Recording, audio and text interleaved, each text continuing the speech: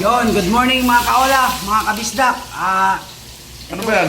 Ito nga po pala sir ang Ano ba? prepare namin pagkain na isa produkto po ng Big Royce para po mapakain po namin sa mga kakosa natin Sa dyan. mga kapatid namin sa medium, Yun. pagpasensyahan nyo na kung ilang piraso lang to.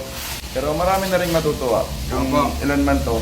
Kasi biglaan lang tong gagawin namin dahil isa sa mga tumulong sa akin sa medium, sa loob ng Bilibid, ay si JJD, di ko na lang babagatin yung buong pangalan, ay isa siya sa mga taong nagpa-inspire at paano lumaban sa taong pangungulungan sa loob.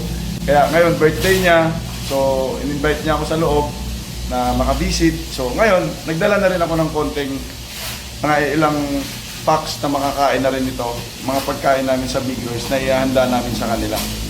Yun po, sa mga kakosa ko dyan, namin sa medium, sana po ma-appreciate nyo yung konting regalo po namin sa inyo kasi kahit konti man ito, ay galing po ito sa puso namin. Yes.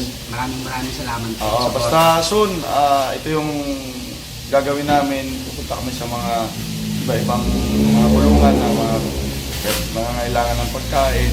Kahit konti man lang, basta at least makatulong kami kahit papaano dahil alam naman namin na sobrang hirap talaga ng pagkain sa loob. Kaya, mga kaula kabisdak, abangan nyo ang aming... Abangan nyo po ang aming journey. Yon. Thank you